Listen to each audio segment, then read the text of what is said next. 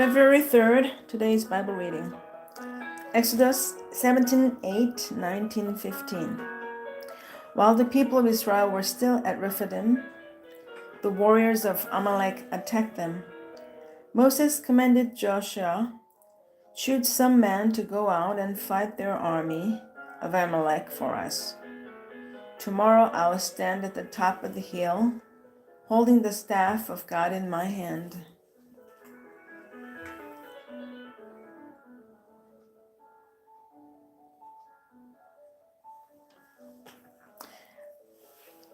So Joshua did what Moses had commanded and fought the army of Amalek.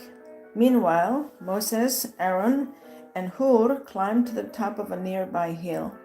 As long as Moses held up the staff in his hand, the Israelites had the advantage. But whenever he dropped his hand, the Amalekites gained the advantage. Moses' arms soon became so tired he could no longer hold them up.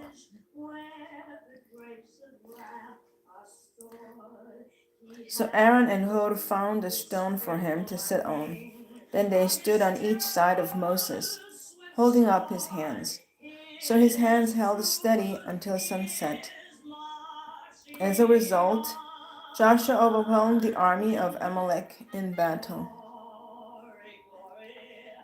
After the victory, the Lord instructed Moses, "Write this down on a scroll as a permanent reminder and read it aloud to Joshua. I will erase the memory of Amalek from under heaven." Moses built an altar there and named it Yahweh Nissi, which means the Lord is my banner. He said, "They have raised their fist against the Lord's throne. So now the Lord will be at war with Amalek generation after generation." Moses' father-in-law, Jethro, the priest of Midian, heard about everything God had done for Moses and his people, the Israelites. He heard especially about how the Lord had rescued them from Egypt. Earlier, Moses had sent his wife Zipporah and his 2 sons back to Jethro, who had taken them in. Moses' first son was named Gershom, for Moses had said, when the boy was born, "I have been a foreigner in a foreign land." His second was named Eliezer, for Moses had said, "The God of my ancestors was my helper. He rescued me from the sword of Pharaoh." Jethro, Moses' father-in-law, now came to visit Moses in the wilderness. He brought Moses' wife and 2 sons with him, and they arrived while Moses and the people were camped near the mountain of God. Jethro had sent a message to Moses, saying, "I, Jethro, your father-in-law, am coming to see you with your wife and your 2 sons." So Moses went out to meet his father-in-law. He bowed low and kissed him. They asked about each other's welfare and then went into Moses' tent. Moses told his father-in-law everything the Lord had done to Pharaoh and Egypt on behalf of Israel.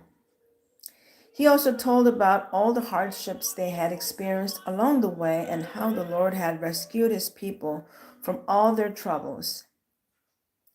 Jethro was delighted when he heard about all the good things the Lord had done for Israel as he rescued them from the hand of the Egyptians. "Praise the Lord," Jethro said, "for he has rescued you from the Egyptians, from Pharaoh. Yes, he has rescued Israel from the powerful hand of Egypt. I know now that the Lord is greater than all other gods, because he rescued his people from the oppression of the proud Egyptians." Then Jethro, Moses' father-in-law, brought a burnt offering and sacrifices to God. Aaron and all the elders of Israel came out and joined him in a sacrificial meal in God's presence. The next day, Moses took his seat to hear the people's disputes against each other. They waited before him from morning till evening. When Moses' father-in-law saw all that Moses was doing for the people, he asked, "What are you really accomplishing here? Why are you trying to do all this alone while everyone stands around you from morning till evening?" Moses replied, "Because the people come to me to get a ruling from God. When a dispute arises, they come to me, and I am the one who settles the case between the quarreling parties. I inform the people of God's decrees and give them his instructions." "This is not good," Moses' father-in-law exclaimed. "You're going to wear yourself out, and the people too. This job is too heavy a burden for you to handle all by yourself. Now listen to me and let me give you a word of advice, and may God be with you. You should continue to be the people's representative before God, bringing their disputes to him, teach them God's decrees, and give them his instructions. Show them how to conduct their lives, but select from all the people some capable, honest men who fear God and hate bribes. Appoint them as leaders over groups of 1,000, 150, and 10. They should always be available to solve the people's common disputes, but have them bring the major cases to you. Let the leaders decide the smaller matters themselves. They will help you carry the load, making the task easier for you. If you follow this advice, and if God commands you to do so, then you will be able to endure the pressures, and all these people will go home in peace." Moses listened to his father-in-law's advice and followed his suggestions. He chose capable men from all over Israel and appointed them as leaders over the people. He put them in charge of groups of 1,000, 150, and 10. These men were always available to solve the people's common disputes. They brought the major cases to Moses, but they took care of the smaller matters themselves. Soon after this, Moses said goodbye to his father-in-law, who returned to his own land. Exactly 2 months after the Israelites left Egypt, they arrived in the wilderness of Sinai. After breaking camp at Rephidim, they came to the wilderness of Sinai and set up camp there at the base of Mount Sinai. Then Moses climbed the mountain to appear before God. The Lord called to him from the mountain and said, "Give these instructions to the family of Jacob. Announce it to the descendants of Israel. You have seen what I did to Egyptians. You know how I carried you on eagle's wings and brought you to myself. Now if you will obey me and keep my covenant, you will be my own special treasure from among all the peoples on earth.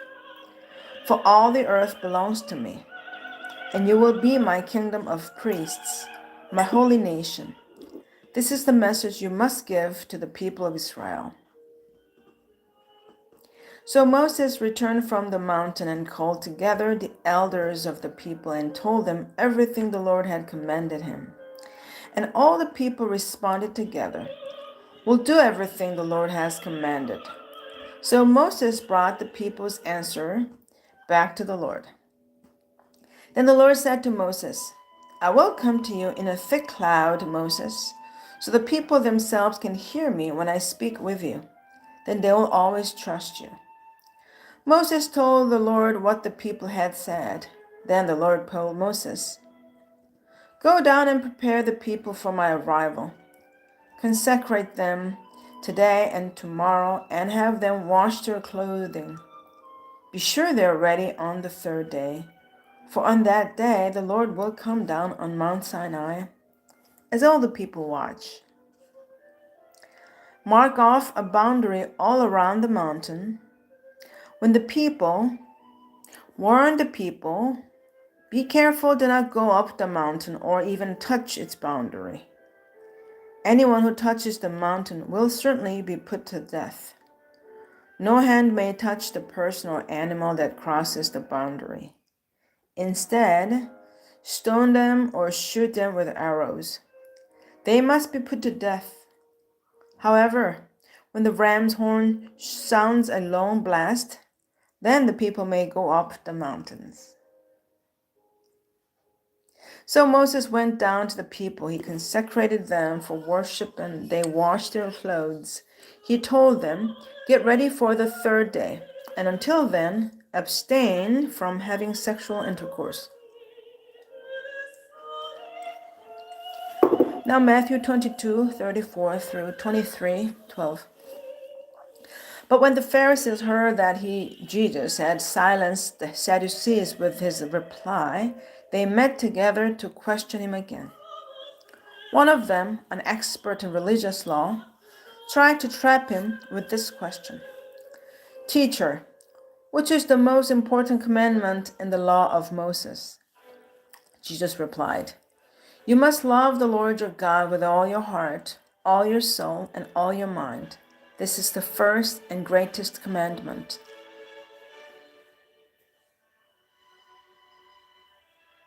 A second is equally important. Love your neighbor as yourself. The entire law and all the demands of the prophets are based on these two commandments. Then, surrounded by the Pharisees, Jesus asked them a question. "What do you think about the Messiah? Whose son is he?" They replied, "He is the son of David." Jesus responded, "Then why does David, speaking under the inspiration of the Spirit, call the Messiah my Lord?" For David said, "The Lord said to my Lord, 'Sit in the place of honor at my right hand until I humble your enemies beneath your feet.' Since David called the Messiah my Lord, how can the Messiah be his son?" No one could answer him. And after that, no one dared to ask him any more questions. Then Jesus said to the crowds and to his disciples, "The teachers of religious law and the Pharisees are the official interpreters of the law of Moses. So practice and obey whatever they tell you, but don't follow their example. For they don't practice what they teach. They crush people with unbearable religious demands and never lift a finger to ease the burden. Everything they do is for show. On their arms, they wear extra wide prayer boxes with scripture verses inside, and they wear robes with extra long tassels. And they love to sit at the head table at banquets and in the seats of honor in the synagogues. They love to receive respectful greetings as they walk in the marketplaces and to be called Rabbi. Don't let anyone call you Rabbi, for you have only one teacher, and all of you are equal as brothers and sisters. And don't address anyone here on earth as Father, for only God in heaven is your Father. And don't let anyone call you teacher, for you have only one teacher, the Messiah. The greatest among you must be a servant, but those who exalt themselves will be humbled, and those who humble themselves will be exalted." Psalm 27, 7 through 14. Hear me as I pray, O Lord. Be merciful and answer me. My heart has heard you say, "Come and talk with me." And my heart responds, "Lord, I am coming." Do not turn your back on me. Do not reject your servant in anger. You have always been my helper. Don't leave me now. Don't abandon me, O God of my salvation. Even if my father and mother abandon me, the Lord will hold me close. Teach me how to live, O Lord. Lead me along the right path, for my enemies are waiting for me. Do not let me fall into their hands, for they accuse me of things I've never done. With every breath they threaten me with violence. Yet I am confident I'll see the Lord's goodness. while I am here in the land of the living. Wait patiently for the Lord. Be brave and courageous. Yes, wait patiently for the Lord. Now Proverbs 6:27 through 35. Can a man scoop a flame into his lap and not have his clothes catch on fire? Can he walk on hot coals and not blister his feet? So it is with the man who sleeps with another man's wife. He who embraces her will not go unpunished. Excuses might be found for a thief who steals because he is starving. But if he is caught, he must pay back 7 times what he stole, even if he has to sell everything in his house. But the man who commits adultery is an utter fool, for he destroys himself. He will be wounded and disgraced. His shame will never be erased, for the woman's jealous husband will be furious, and he will show no mercy when he takes revenge. He will accept no compensation nor be satisfied with a payoff of any size. End of today's Bible reading.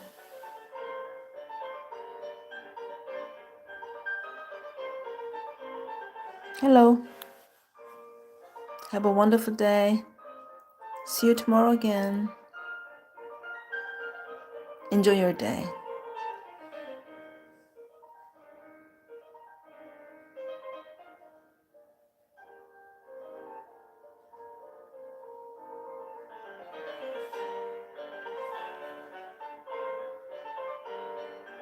The music is so beautiful. It's French.